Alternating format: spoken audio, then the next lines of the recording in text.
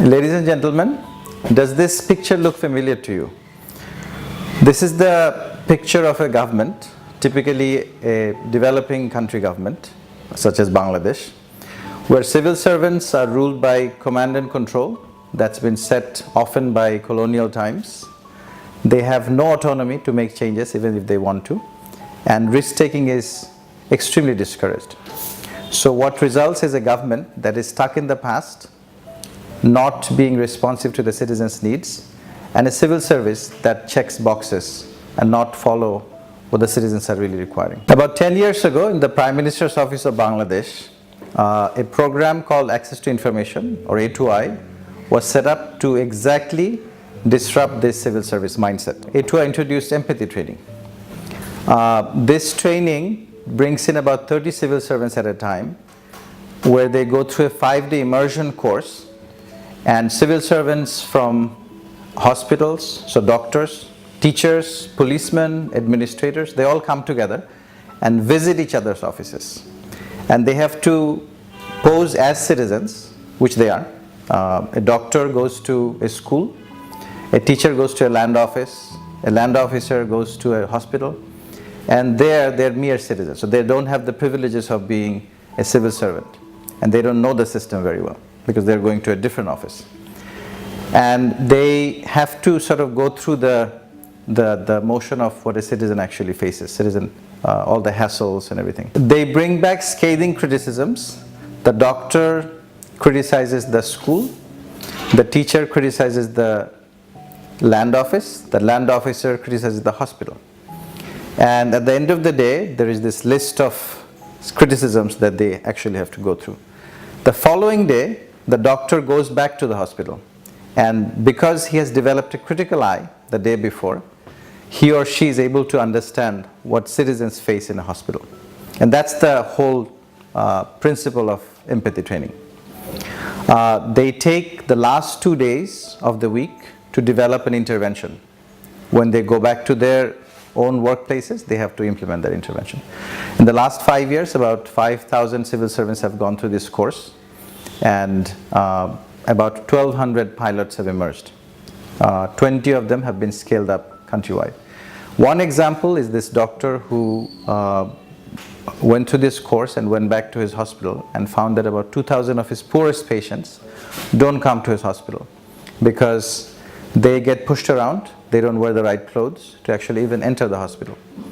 So what he did was develop a database of these 2,000 families, and he gave them VIP cards. These are just paper cards.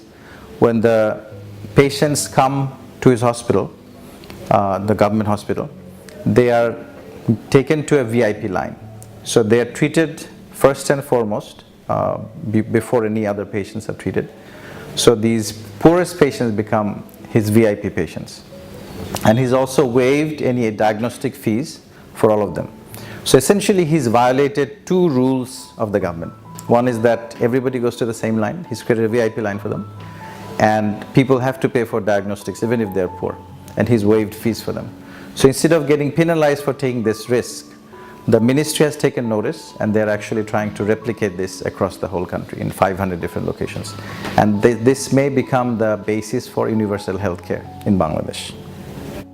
The next story, A2I introduced an innovation fund which encourages civil servants to break out of the box and think anew to solve problems.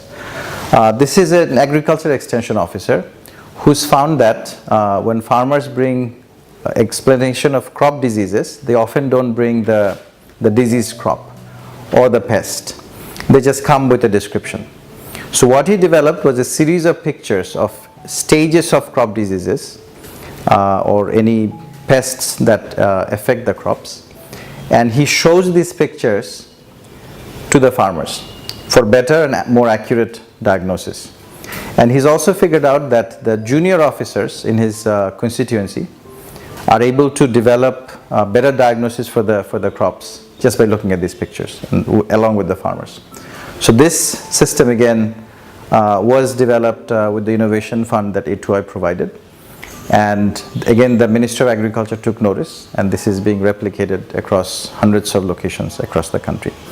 In the last 5 years since this fund was launched, about 4,000 applications came from all over the country, mostly from civil service and also from private sector, and about 200 such awards were given.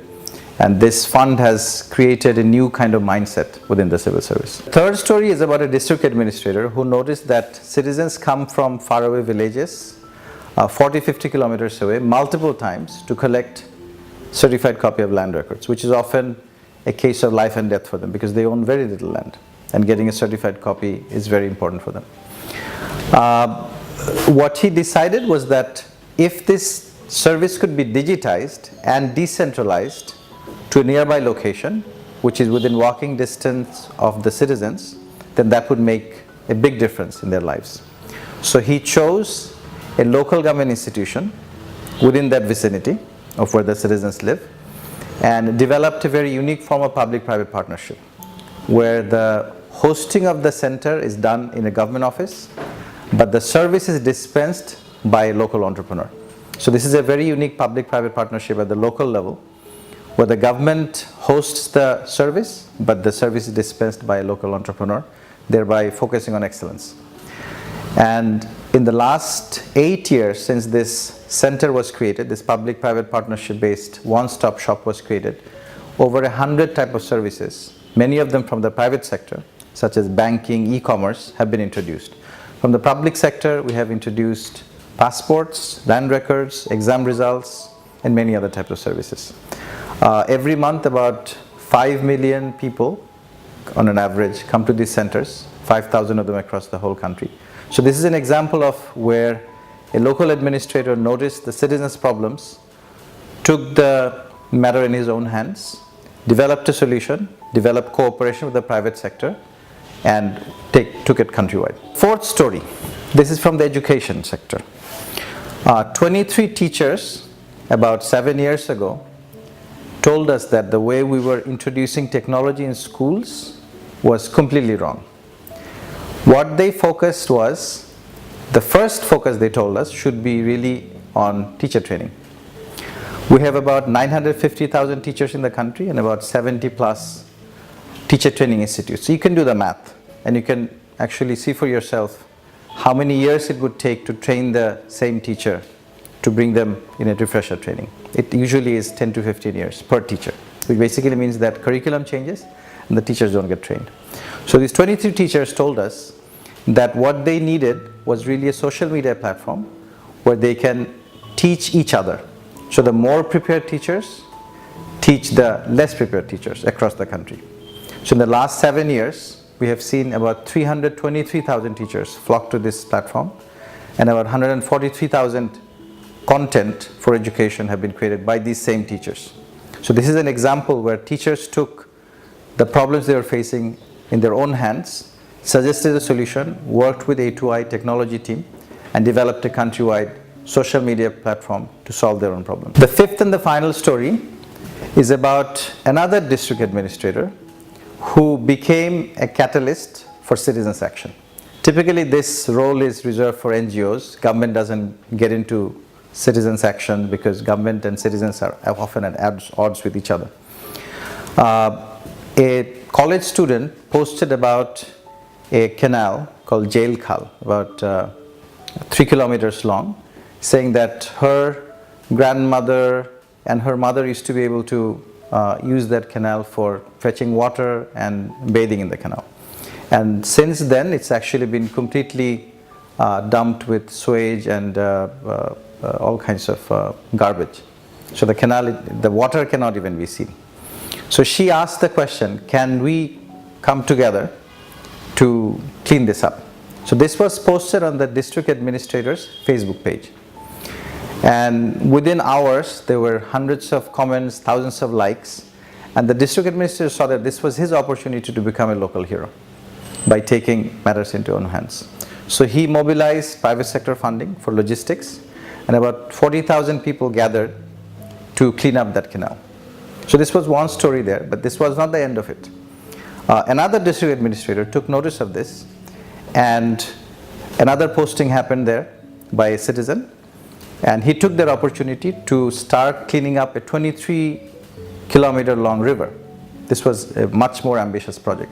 So about 200,000 people gathered there to clean up this river.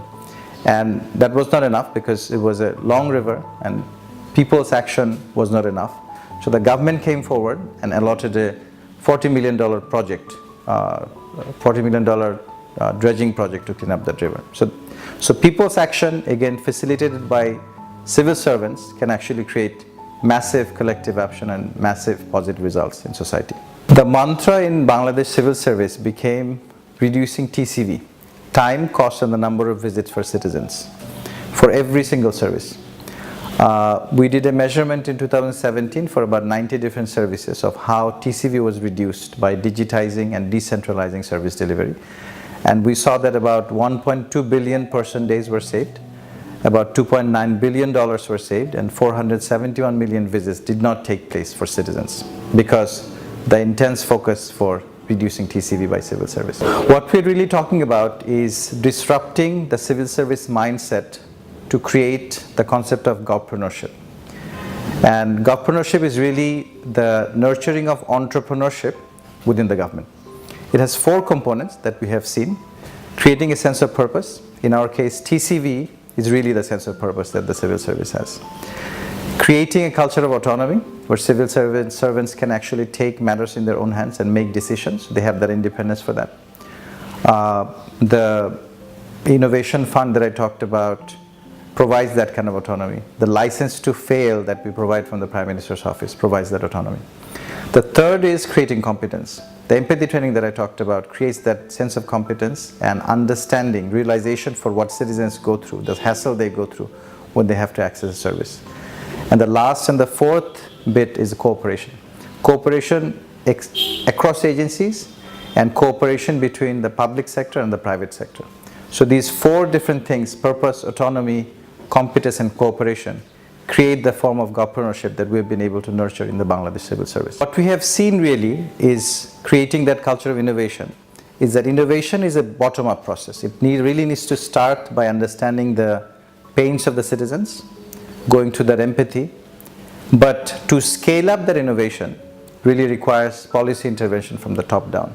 So the combination of the bottom-up understanding, a prototype, and top-down scaling up through policy making is really what the govpreneurs do the best. And we are on a journey to create thousands of govpreneurs in Bangladesh Civil Service, and many countries are taking note and they're replicating this model. Thank you.